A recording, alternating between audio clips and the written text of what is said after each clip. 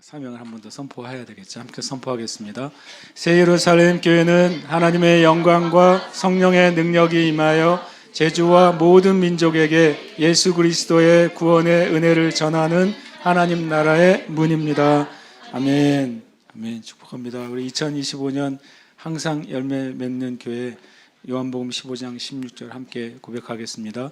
너희가 나를 택한 것이 아니요 내가 너희를 택하여 세웠나니 이는 너희로 가서 열매를 맺게 하고 또 너희 열매가 항상 있게 하여 내 이름으로 아버지께 무엇을 구하든지 다 받게 하려 함이라. 아멘. 아멘. 오늘 함께 나눌 주제입니다. 함께 읽겠습니다. 시작. 나에게 능력 주시는 그리스도. 한 번 더요. 나에게 능력 주시는 그리스도. 아멘. 이 말씀 나누기 전에 한 가지 제 마음에 이 찬양에 대해서 우리 예배에 대해서 한 마디를 좀 해야 되겠다는 생각이 들었어요. 전에 한번 제가 예배하는데 주님이 이런 마음을 이제 받은 적이 있어요. 많은 교회와 많은 성도들이 나를 예배하지 않고 자기 자신을 만족시키는 노래를 부른다 이런 마음을 주신 적이 있어요. 그래서 제가 정말 그런가요? 제가 그랬어요. 그랬더니 제가 그렇더라고요. 예를 들어서 찬양 인도자가 예배 인도자나 찬양팀이 내가 좋아하는 스타일의 찬양을 하면 엄청 내가 막 크게 부르는 거예요. 그리고 기쁘게 부르고 막 굉장히 흥에 겨워 부르는 거예요. 근데 참 나하고 다른 스타일의 찬양이 나오면 잘 입이 안 떨어지는 거예요. 그리고 가끔 새로운 곡, 전혀 못 들었던 곡이 나오면 이제 좀 은혜가 떨어지는 거예요. 그랬더니 주님이 저한테 주신 감동이 맞은 거예요. 많은 교회가, 많은 사람들이 나를 찬양하지 않고 자기를 만족시키는 노래를 한다는 게, 그게 제 자신이 그렇더라고요. 되게 얘기했어요. 왜냐하면 찬양은 나를 만족시키는 게 아니잖아요. 그런데 엄청나게 나를 만족시키는 찬양을 찬양팀이 하길 내가 바라더라고요. 내 마음을 기쁘게 해주는 곡을 선곡해 주기를 엄청 바라더라고요. 그래서 제가 그러면 어떻게 해야 나를 만족시키지 않고 하나님을 찬양할 수 있을까요, 우리가? 그랬더니 저한테 제가 성경을 하나 읽고서 제가 막 혼자 웃었어요. 웃긴 구절인데 원래 웃긴 구절이 아닌데 웃었어요. 제가 왜 웃었냐면 이거 읽어드릴 테니까 저 같은 불의 사람 우시실 수도 있어요. 웃을 준비하시고 들으세요. 계시록 4장 8절인데요. 내 생물은 각각 6날개를 가졌고 그 안과 주위에는 눈들이 가득하더라. 그들이 밤낮 쉬지 않고 이르기를 거룩하다 거룩하다 거룩하다 주 하나님 곧 전능하신 이여 전에도 계셨고 이제도 계시고 장차 오실 이시라. 저거 엄청 웃었어요. 웃기죠? 안 웃기세요? 야 진짜 너 마음에 든다. 니네밖에 없다. 그런데 제가 왜 웃었냐면 저는 이제 계시록을 예전에 읽을 때 계시록에 제가 초 제목을 적어놨어요. 왜냐하면 성경의 찬양집이 계시록이에요. 물론 시편이 찬양집이긴 하죠. 그런데 실제적으로 찬양하는 내용이 성경에 자주 나오는데 그 찬양의 수준이 이 땅의 수준이 아니라 영계의 수준의 찬양이 나오거든요. 그래서 제가 사도행전을 제가 조그맣게 소제목으로 교회 최초의 설교집이라고 제가 적어놨어요. 그것처럼 계시록은 찬양집이거든요. 근데 하늘의 찬양집이에요. 첫 번째 찬양이 뭐냐면 이거예요. 계시록 4장 8절 내 생물이 6날개를 가지고서 찬양하는데요. 밤낮 쉬지 않고 찬양해요. 그래서 엄청 웃었어요. 제가 빵 터졌어요. 밤낮 찬양하는데 가사가 한 줄이에요. 뭐라고요? 거룩하다 거룩하다 거룩하다 주 하나님 곧 전능하신 이여 전에도 계셨고 이제도 계시고 장차 오실 이시라. 거룩하다 거룩하다 거룩하다. 성경은 거짓말하는 게 아니잖아요. 진지하잖아요. 그 6날개를 가진 스랍들이 하나님이 그런 분이라는 거예요. 거룩하고 거룩하고 거룩하시고 밤낮으로 그 거룩함을 말해도 다음이 없어진 분이라는 거예요. 그리고 어제나 지금이나 영원토록 계신 분이라는 거예요. 이 한 줄 가사가 계시록의 첫 번째 그 찬양의 가사인데 밤낮한대요.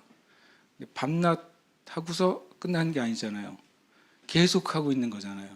그래서 제가 엄청 웃었다니까요. 그래서 내가 내 자신을 만족시키는 노래를 부르는 게 아니라 하나님을 찬양하려면 그 찬양이 내 영에 이를 때까지 해야 되는구나라는 생각을 알았어요.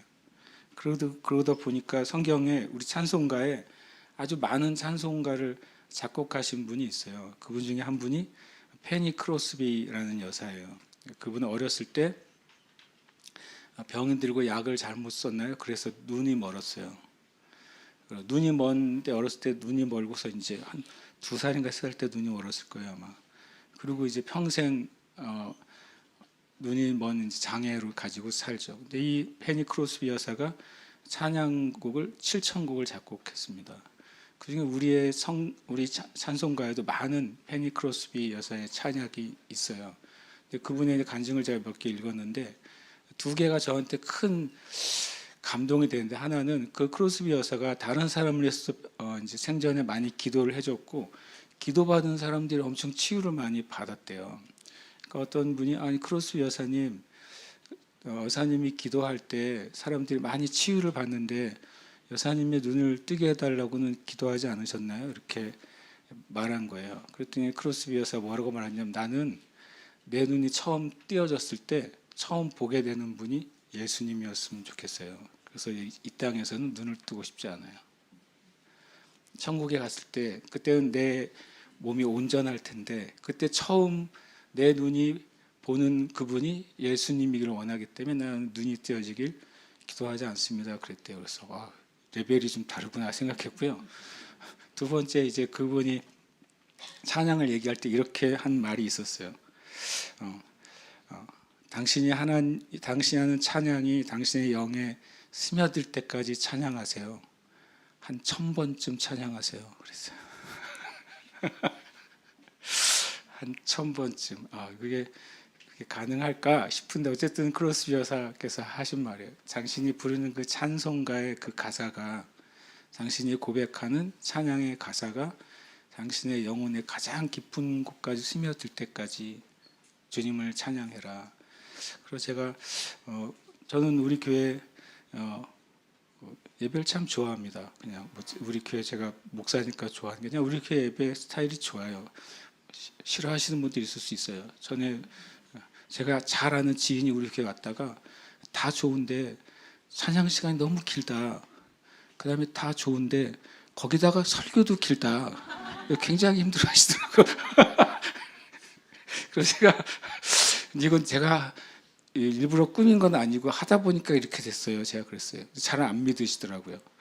저는 원래 설교를 20분밖에 안 했어요. 그랬더니 믿질 않으시더라고요. 뭐 어떻게 믿음이 안 생기니까 어쩔 수 없지만 어쨌든 그게 사실이었는데, 제가 이제 우리가 주님을 예배하잖아요. 제가 제 안에도 이제 말하는 겁니다. 내가 내 혼을 만족하게 하는 노래를 부를 것인가? 정말 살아계신 하나님이 그 찬양의 가사 같은 그런 분이십니다.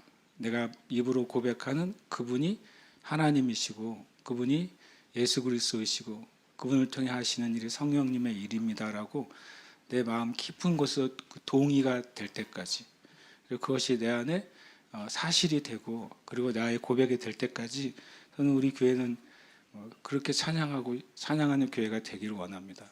여러분도 그렇게 찬양하세요. 여러분도 뭐 그렇게 꼭 해야 되는 건 아니겠죠. 내가 오늘의 찬양 하나 딱 잡으면 그 찬양이 내 정말 영혼 몸에 그냥 완전히 스며들 때까지 만약에 할 수 있다면, 그러면은 그 찬양을 하나님이 처음 누군가에게 주셨을 때 그 은혜와 기름 부음이 있으니까 그 찬양이 임했을 거 아니에요. 그 찬양이 나의 것이 되기를 사모하는 마음으로 찬양을 해야 내가 찬양을 즐기거나, 심지어 요즘에 대중문화는 소비하는 문화잖아요. 요즘은 명곡이 별로 없잖아요. 왜냐하면 한 시즌에 사람들이 왁 소비한 다음에 다음 거 뭐 없나 쳐다보는 시대가 됐어요. 노래도 그렇고 어떤 문학도 그렇고 예술도 그렇고 모든 엔터테인이 그냥 그 순간에 소비하고 마치 아이스크림 딱 빨아 먹으면 막대기만 남으면 그 다음 아이스크림 없나 이렇게 생각하는 시대가 돼버렸잖아요. 근데 실은 예배도 그러면 안 되잖아요. 찬양도 그러면 안 되잖아요. 내가 한번 지나가는 흥얼거리는 내 생각과 기분을 좋게 해주는 노래가 되면 안 되잖아요. 저는 우리 교회 안에 그 은혜가 더 풀어지기를 저는 축복합니다.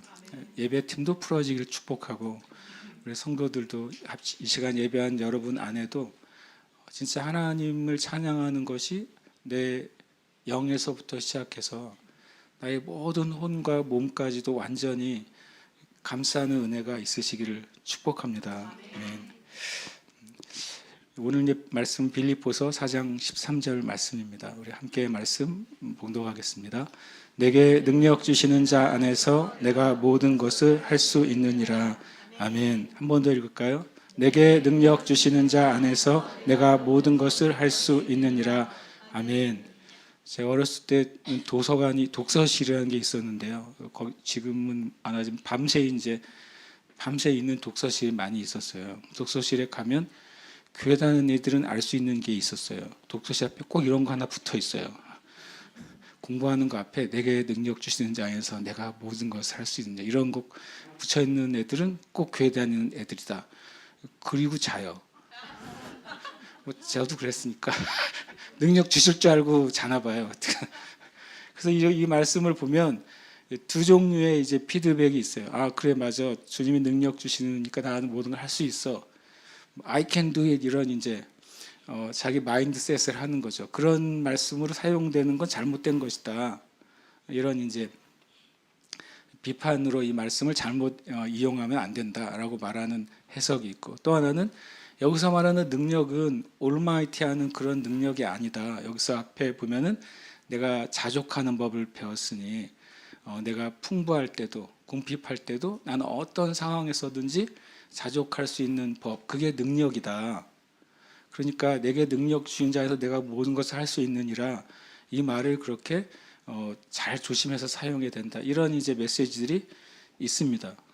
그럼에도 불구하고 이 말씀은 그 말씀 자체가 굉장히 파워풀하잖아요. 내가 능력 주신 자 안에서 내가 모든 것을 할 수 있다고 고백하게 해주고 내가 뭔가 하게 되는 그 근원이 내 자신이 아니라 예수님으로부터 오는 능력을 하게 된다는 믿음의 고백을 하게 해주는 말씀이 됩니다. 근데 이 말씀을 제가 이제 볼 때 이 AMP 성경이라고 있어요. 많이 안 보지만 Amplified Bible이라고 한글 성경 확대 번역 성경이라고 합니다. 그러니까 확대 번역이란 말이 뭐냐면 이 성경에 있는 단어를 원어의 의미를 확장해서 덧붙여서 준 거죠. 그러니까 마치 이제 원어 사전이 그냥 구절에 들어가 있는 내용의 성경이에요. 아직 우리나라에는 번역이 안 돼 있는데 또 많이 성경을 연구하는 분들은 AMP 성경을 자주 봅니다. 왜냐하면 원래 원어 성경에다가 거기에 단어 사전이 들어가 있는 내용이니까.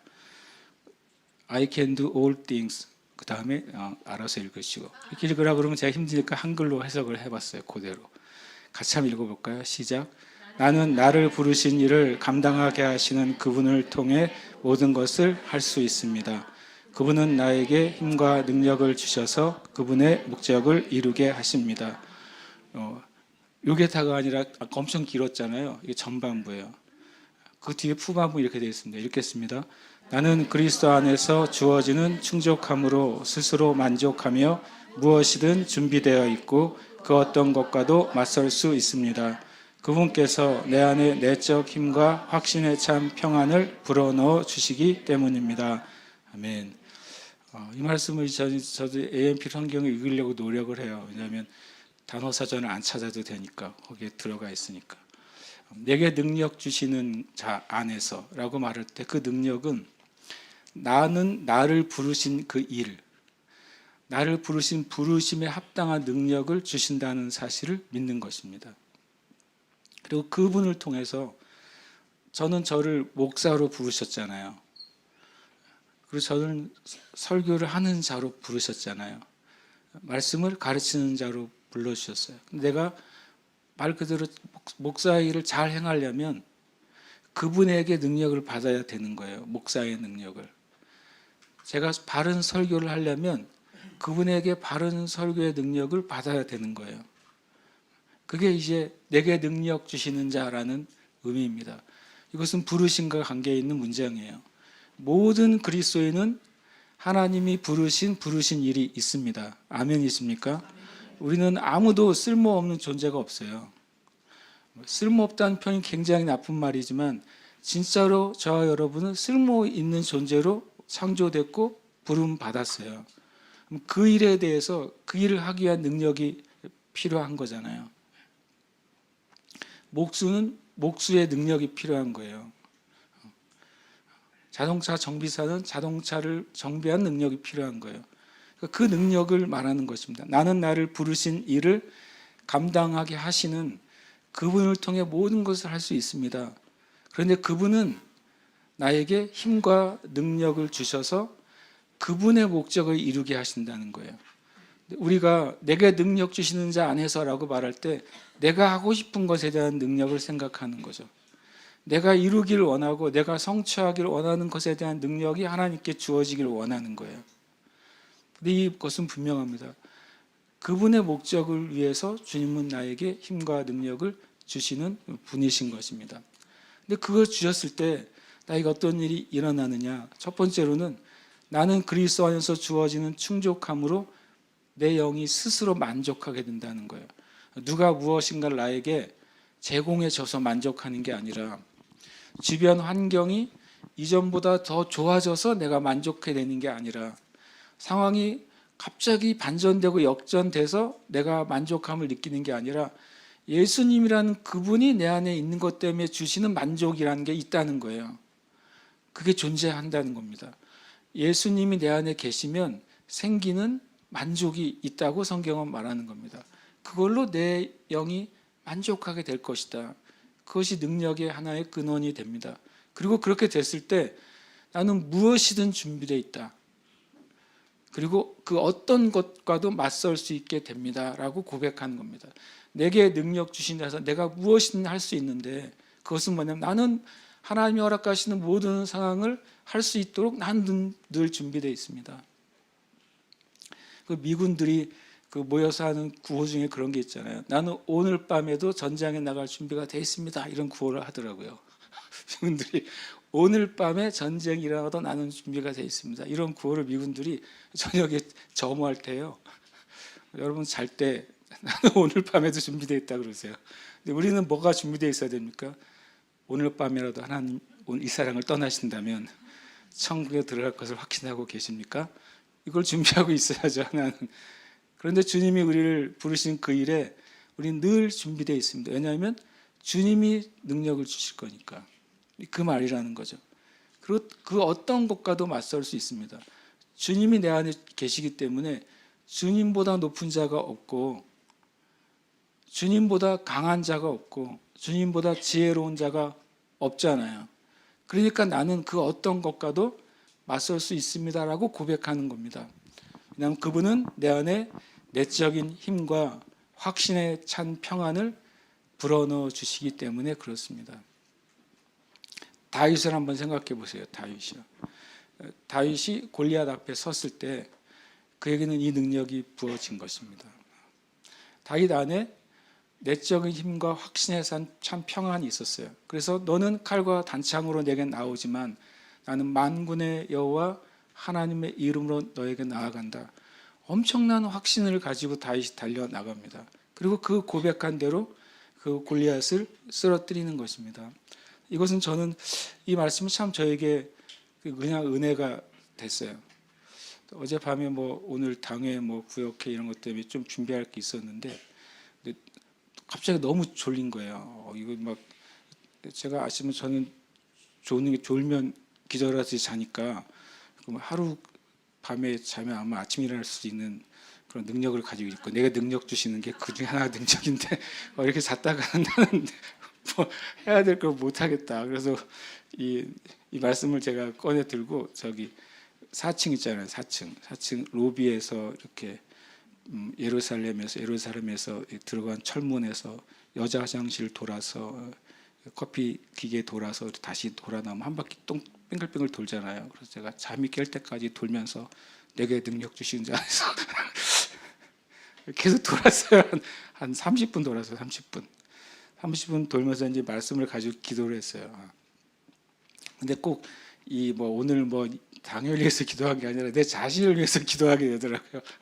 이 말씀을 생각하니까 정말 나는 주님이 주시는 능력이 없으면 감당할 수가 없구나. 주님이 주시는 능력이 없으면 내 마음의 평안이나 담대함이나 그런 것이 없겠구나. 실은 주님이 주시는 능력이 없으면 겸손함이나 믿음도 없는 것입니다. 고백하고 한참 고백하고 나니까 좀 정신들고 잠도 깨고 그래서 할 일을 하게 됐는데요. 저는 이 말이 너무 은혜가 됐어요. 그냥 이 자체가요. 한 번 더 읽고 넘어가고 싶어요. 한 번 더 읽겠습니다. 나는 나를 부르신 일을 감당하게 하시는 그분을 통해 모든 것을 할 수 있습니다. 그분은 나에게 힘과 능력을 주셔서 그분의 목적을 이루게 하십니다. 나는 그리스도 안에서 주어지는 충족함으로 스스로 만족하며 무엇이든 준비되어 있고 그 어떤 것과도 맞설 수 있습니다. 그분께서 내 안에 내적 힘과 확신에 찬 평안을 불어넣어 주시기 때문입니다. 아멘. 그러면 이 놀라운 일이 어떤 조건 하에서 우리에게 일어날까요? 주님이 주시는 그 내적인 힘과 확신, 또 내 안에 예수님 때문에 생기는 놀라운 충족함, 그리고 하나님 나에게 맡겨주신 일은 내가 반드시 행할 수 있다고 믿는 그 믿음감과 확신은 어떤 조건 안에서 우리에게 부어지는 하나님의 능력이 될까요? 고린도후서 12장 9절 말씀입니다. 함께 읽겠습니다. 나에게 이르시기를 내 은혜가 내게 족하도다. 이는 내 능력이 약한 데서 온전하여 짐이라 하신지라. 그러므로 도리어 크게 기뻐함으로 나의 여러 약한 것들에 대하여 자랑하리니 이는 그리스도의 능력이 내게 머물게 하려 함이라. 아멘. 이 말씀처럼 엄청난 오해를 가진 구절이 없죠. 네. 엄청난 오해를 가진 구절이 없습니다. 왜냐하면 이 약한 데서 온전해야짐이라 이것 때문에 수많은 간증이 이 주제가 되는 거예요. 예를 들어서 어떤 분이 몸에 고통이나 아픔이나 심지어 어떤 장애가 있는 분이 간증을 합니다. 나는 이 고통 때문에 주님이 나에게 온전하게 하십니다. 또는 장애 때문에 내가 하나님을 만나게 됐고 하나님 나에게 고통을 주시고 장애를 주시고 아픔을 주셔서 하나님께 돌아오게 하셨습니다. 마치 사도 바울이 그랬던 것처럼 하나님 나를 그렇게 사용하셨습니다 라고 하는 간증이 이 말씀에 대한 오해 때문이에요. 이 말씀을 여러 번 말씀을 나눴어요. 사도 바울의 약함은 질병이 아니에요. 그 앞에 보면 뭐라고 되어 있습니까? 사도 바울이 3번이나 나에게 있는 가시를 제거해 달라고 하나님께 기도했다고 그랬어요. 그때 그것에 대한 하나님의 응답이 이거예요. 사도 바울이 주님 나의 가시를 제거해 주세요. 가시를 제거해 주세요. 가시를 제거해 주세요. 3번 간절히 기도했는데 나에게 이르시기를 하나님 말하는 거 나의 은혜 하나님의 은혜가 너 바울에게 족하다. 이는 나 하나님의 능력이 너의 약한 데서 온전하게 나타나기 때문이라. 그러니까 거 봐요. 내가 있는 가시 때문에 하나님의 능력이 나타나니까 내가 하나님의 놀라운 뜻 안에서 다치기도 하고 하나님의 놀라운 뜻 안에서 어려움도 당하고 하나님의 놀라운 뜻 안에서 질병도 걸리고 하나님의 놀라운 뜻 안에서 이러저런 문제를 만나는 게 아닙니까? 라고 이해하는 거예요. 2가지만 알면 확실하게 알 수 있어요. 첫 번째로는 이 앞에 있는 말씀 중에 가시라는 말이에요. 사단이 내게 가시를 주었다라고 말할 때 성경의 가시라는 단어는 단 한 번도 질병이나 사고나 문제로 적용된 적이 한 번도 없습니다. 그리고 사단의 사자라고 표현했어요. 가시가 사단의 사자예요. 사단의 사자는 질병이나 사고를 말하지 않고 인격적인 존재를 말합니다. 영어로도 그렇게 되어 있고 원어로도 그렇게 되어 있어요. 그러니까 사도 바울이 빼달라고 한 가시는 사도 바울의 질병이 아니었어요. 그것은 사도 바울이 복음을 전하는 데 있었던 수많은 핍박과 그리고 오해와 많은 사람들의 공격이었고 또 매맞음과 주님을 위해 받는 핍박과 고난이었어요. 사단의 사자는 바로 사단이 사람들을 통해서 귀신들을 통해서 마귀와 전도자들을 공격했던 것, 그것이 가시입니다. 구약에서는 가시를 어떻게 사용합니까? 하나님께서 너희가 가나안 땅에 들어가서 모든 족속을 다 몰아내라. 그들을 몰아내지 않으면 뭐라고 말합니까? 그 남은 족속이 너의 옆구리에 가시가 될 것이다. 그 질병을 말하는 것입니까? 아닙니다. 그 7 족속이 너희 옆구리에 질병이 될 것이다 라고 되어 있습니까? 아닙니다.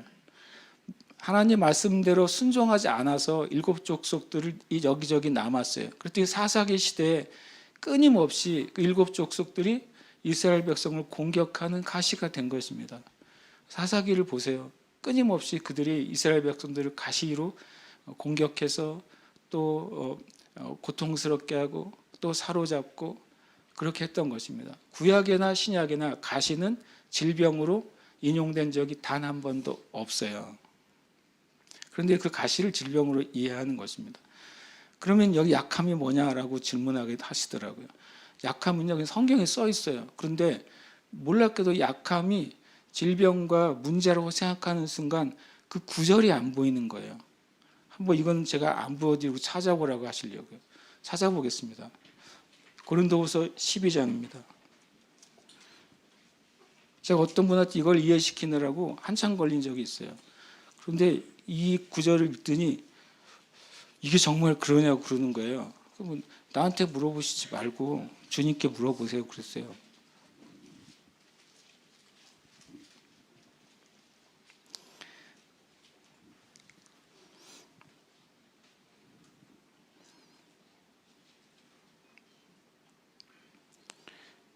(7절) 한번 읽어볼까요? 7절 읽겠습니다. 12장 7절입니다. 시작. 여러 계시를 받은 것이 지극히 크므로 너로 자만하게 않게 하시려고 내 육체에 가시고 사단의 사자를 주셨으니 이는 나를 쳐서 너무 자만하지 않게 하려 하심이라. 자, 이거부터 한번 보죠. 육체의 가시, 그러니까 일단 질병 생각하잖아요. 그 다음에 곧 뭐라고 되어 있습니까? 사단의 사자예요. 산수 같은 거죠. 육체의 가시는 뭐예요? 사단의 사자죠. 그럼 사단의 사자는 다시 말하면 인격적인 존재예요? 물질적인 존재예요? 인격적인 존재입니다. 그러면 육체의 가시는 뭐여야 돼요? 인격적인 존재여야 되죠. 질병이 아니에요. 사고가 아니에요. 하나님이 그런 걸 주시는 분이 아니란 말이에요. 이 말씀 자체가. 그러면 뭐냐? 육체의 가시가 뭘까? 그러면 사단의 그 졸개들이 사단이 풀은 그런 악한 사람들이 도대체 사도 바울을 어떻게 한 것이냐? 9절이 뭐예요? 9절이 하나님의 답이죠. 그죠? 하나님의 답이에요. 같이 읽은 다. 그러면 10절을 읽어보겠습니다. 10절 시작. 그러므로 내가 그리스도를 위하여 약한 것들과 능력과 궁핍과 박해와 곤고를 기뻐하노니 이는 내가 약한 그때 강함이니라. 퀴즈. 사도 바울이 말한 약함, 하나님이 말한 약함이 뭐예요? 뭐예요? 10절에 그러므로라고 되어 있잖아요. 뭡니까? 그리스도를 위해서 받는 약한 것들이 뭐예요? 능욕, 궁핍, 박해, 곤고입니다. 성경에 써 있잖아요. 사람들이 추측해요. 육체의 가시는 이런 걸 거야. 사단의 사자는 이런 걸 거야. 추측하는 거예요. 그리고 자기 경험으로 생각해요. 나 하나님을 믿는데 내 몸에 병이 걸렸으면 이게 육체의 가시인가 보다. 아니에요. 성경에 그렇게 말하고 있지 않은데 계속 그게 주입이 되어버렸어요. 육체의 가시는 이겁니다. 그리고 나중에 사도 바울이 말합니다. 다른 복음서에서, 다른 서신서에서 내가 40에 하나 감한 매를 몇 번 맞고 돌에 맞고, 이게 육체의 가시라니까요. 그리고 잡히고 감옥에 갇히고 오해받고, 심지어는 사도 바울이 세운 교회에서조차 당신은 사도가 아니라고 하는 정말 악한 말을 듣고, 이게 뭐예요? 이게 육체의 가시예요. 사단의 사자. 유대인들을 일으켜가지고 사도 바울을 죽이려고 몇 명이 구성돼요? 40명이요. 40명이 계속 우리는 사도 바울 죽이기 전엔 밥도 안 먹을 거야, 그러면서 계속 쫓아다니는 거예요, 사도 바울을요. 이게 육체의 가시입니다. 이게 사단의 사자입니다. 사도 바울이 기도한 거예요. 주님, 이런 핍박만 없으면 저는 주님을 위해서 더 많이 복음을 전할 수 있을 텐데요. 어느 도시에 가면 복음을 막 전하려고 할 때 핍박이 있어 떠날 수밖에 없어요. 그때 하나님끼리 기도하는 겁니다. 하나님, 이들이 방해만 안 하면 이 도시는 그냥 주님께로 돌아오는 건데 저들이 좀 일어나지 않게 해주세요. 사도 바울이 가는 곳마다 소요가 일어나잖아요. 가는 곳마다 유대인들이 난리를 치잖아요. 사도 바울이 기도하는 겁니다. 주님, 이 사단의 사자, 육체의 가시, 물론 그것은 사도 바울이 깊은 계시를 받았기 때문에 겸손케 하시려는 것에서 허락된 것이긴 합니다. 그런데 사도 바울이 복음을 위해 이것을 좀 지금 제거해 주세요라고 기도했을 때 주님이 말했었어요.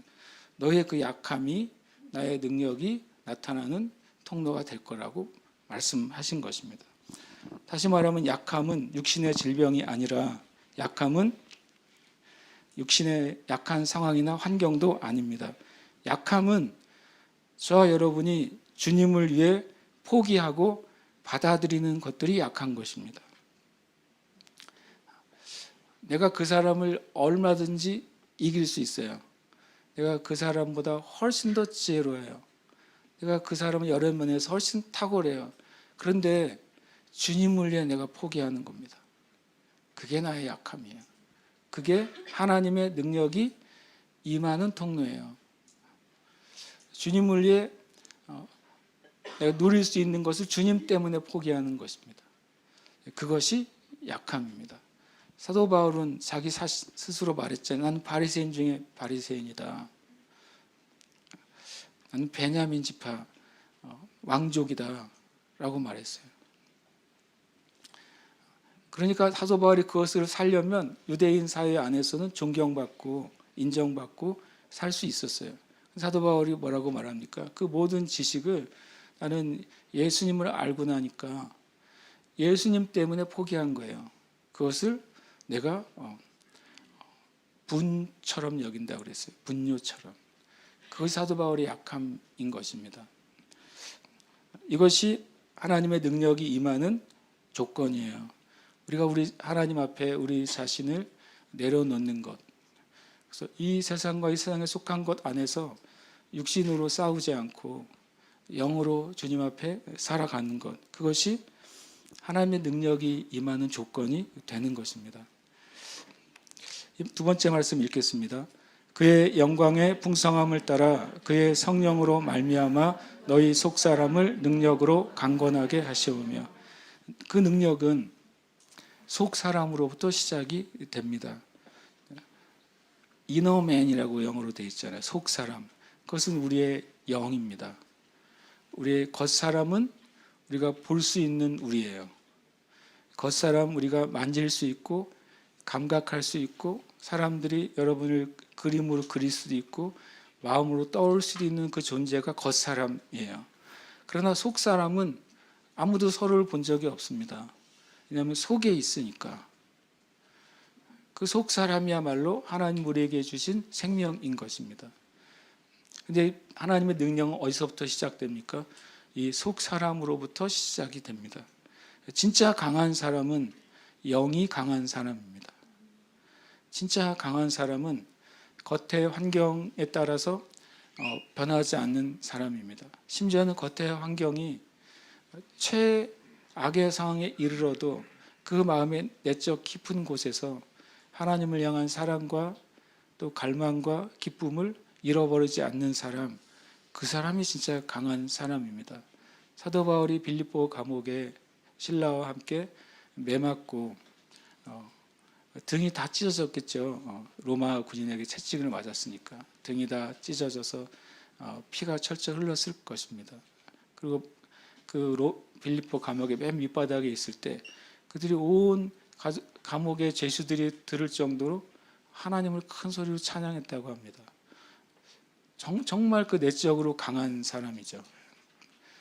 원망하지 않고 자기의 처지를 신태한탄하지 않고 그리고 내일에 대해서 염려하지 않고 하나님을 찬양한 거예요. 그것이 속 사람이 성령의 능력으로 강한 사람의 모습입니다. 예수님께서 재판 받으시고 그리고 정말 나약하게 사형 언도를 받으시고 정말 나약하게 십자가를 지시고 끝까지 가시지도 못했잖아요. 십자가의 무게를 견디지 못할 만큼 육체도 나약하셨고 이사야서는 그분은 사람의 눈에 흠모할 만한 것이 없다라고 말했어요. 그러나 주님이 가장 강한 분이신 것입니다. 뭐가 강한 것입니까? 저 여러분들 요즘 이제 강함이 뭔지를 얘기하잖아요. 예수님이 자신의 강함을 말씀하셨어요. 나는 마음이 온유하고 겸손하니. 우리는 온유한 것을 강하다고 생각하지 않습니다. 심지어는 온유한 사람을 오해해서 우유부단하다고 말합니다. 온유한 사람은 용기가 없다고 말합니다. 그러나 온유함이 가장 강하신 예수님의 상태입니다. 겸손함을 강하다고 말하지도 않아요. 지금은요. 지금은 자기가 자신을 PR해야 되잖아요. 어디 가서 빵 하나만 먹어도 인스타에 올려야 되잖아요. 내가 빵 먹었다고 자랑하잖아요. 진짜 내적인 강함이 겸손함과 온유라는 사실을 이 시대는 실은 인정하지 않아요. 그리고 심지어 원하지도 않아요. 그것이 나의 강함의 근원이라고 믿지도 않습니다. 그러나 가장 강하신 분이 예수님이라고 성경은 말씀하시고 그리고 강함은 속 사람이 능력으로 강해진 것으로부터 시작된다고 말씀하시는데 예수님의 속 사람, 예수님의 마음은 온유와 겸손인 것이죠. 온유한 자가 땅을 차지합니다. 겸손한 자가 왕이 되는 것입니다. 저 여러분 안에 내적으로 강해지는 은혜가 있으시길 축복합니다. 그것은 그냥 무조건 참고 아무것도 하지 마라 그런 게 아니라는 걸 아시겠죠. 예수님이 내적으로 강하셨기 때문에 바리새인들에게도 절대로 겁먹지 않으시고 왕에게도 겁먹지 않으시고 공회에 가서도 겁먹지 않으시는 것입니다. 온유하고 겸손한 사람은 두려움을 이기는 것입니다. 마지막 말씀입니다. 함께 읽겠습니다. 나를 능하게 하신 그리스도 예수 우리 주께 내가 감사함은 나를 충성되이 여겨 내게 직분을 맡기심이니. 아멘.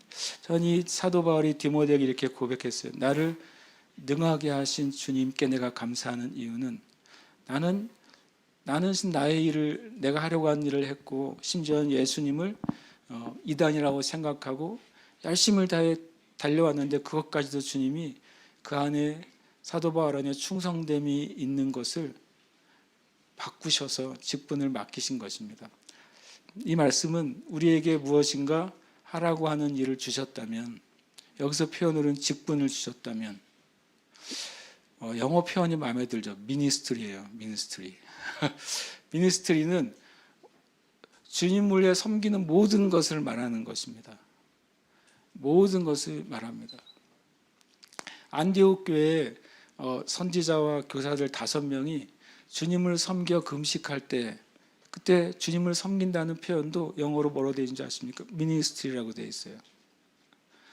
그러니까 주님을 섬기는 예배는 미니스트리예요. 사역이에요. 주님을 섬기는 기도는 미니스트리예요. 사역이에요. 주님을 섬기는 전도여야 그게 미니스트리예요. 주님을 섬길 때 뭘 주신다고요? 같이 능력을 주시는 것입니다.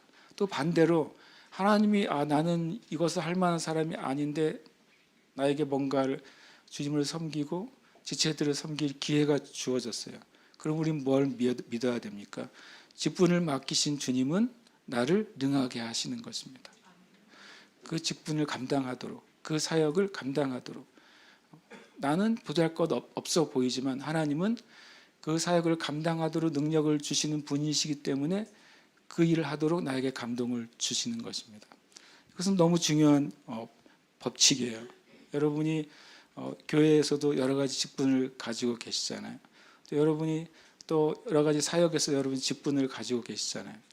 꼭 집사님, 권사님, 장로님, 목사님만한 직분을 말하는 게 아닙니다. 미니스트리니까 주님을 위해 섬기는 형제 자매들을 섬기는 작은 어떤 것이라도 가지고 있다면 고백을 해야 돼요. 주님, 저는 이것을 섬길 수 있는 뭘 주신다? 능력을 주시는 분인 줄 믿습니다.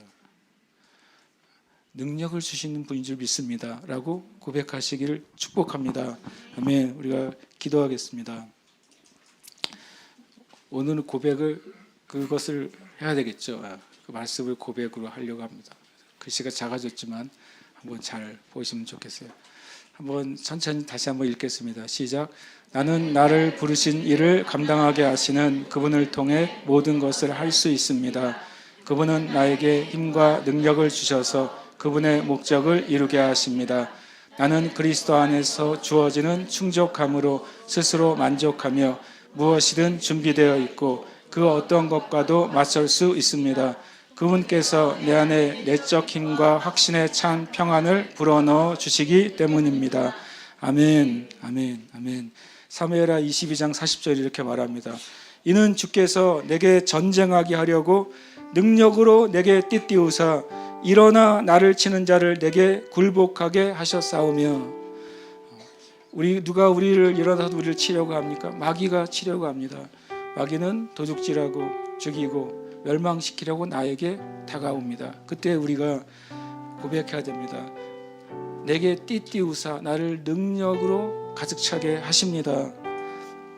사무엘하 22장 41절도 말합니다. 주께서 또 내 원수들의 등을 내게로 향하게 하시고 내게 나를 미워하는 자를 끊어버리게 하셨음이니이다. 여러분 삶 가운데 있는 믿음의 도전이 있다면 믿음으로 서서 대적하십시오. 주님 도와주세요라고 기도할 수도 있지만 그렇게 기도하지 말고 이 말씀처럼 능력을 입고 서서 선포하십시오. 여러분을 향해 오는 그 어둠에 대해서 또는 믿음의 도전에 대해서 믿음으로 큰 소리로 또 주님의 이름으로 선포하시길 축복합니다. 시편 18절 39절입니다. 주께서 나를 전쟁하게 하려고 능력으로 내게 띠띠우사 일어나 나를 치는 자들이 내게 굴복하게 하셨나이다. 다윗이 고백하는 것입니다. 여러분 이 문장에 빌립보 4장 13절의 말씀에 이름을 넣어서 제가 표시한 분의 이름을 넣어서 고백하고 이것을 기도로 하십시오. 여러분이 어떤 일을 하고 있습니까? 그러면 거기에 주님 나를 부르신 이 사역을 감당하게 하시는 그분을 통해 저는 이 사역을 감당할 수 있습니다. 여러분이 주님을 위해 사업을 하고 계십니까? 또 사업을 계획하고 계십니까? 주님을 위해 공부를 하고 있습니까? 취업을 위해 준비하고 있습니까? 아니면 미래를 계획하고 있습니까? 거기에 그것을 집어넣으십시오. 나를 부르신 그 일을 감당하게 하시는 그분을 통해 나는 할 수 있습니다 라고 고백하십시오. 그리고 우리 이것은 하나님의 말씀이고 우리에게 하라고 하신 고백인 줄 우린 믿습니다. 함께 이 시간 우리의 이름을 넣어서 고백하고 이 말씀을 가지고 기도하겠습니다. 함께 고백하겠습니다. 고흥령을 부르신 일을 감당하게 하시는 그분을 통해 모든 것을 할 수 있습니다. 그분은 고흥령에게 힘과 능력을 주셔서 그분의 목적을 이루게 하십니다. 고흥령은 그리스도 안에서 주어지는 충족함으로 스스로 만족하며 무엇이든 준비되어 있고 그 어떤 것과도 맞설 수 있습니다. 그분께서 고흥령 안에 내적 힘과 확신에 찬 평안을 불어넣어 주시기 때문입니다. 아멘.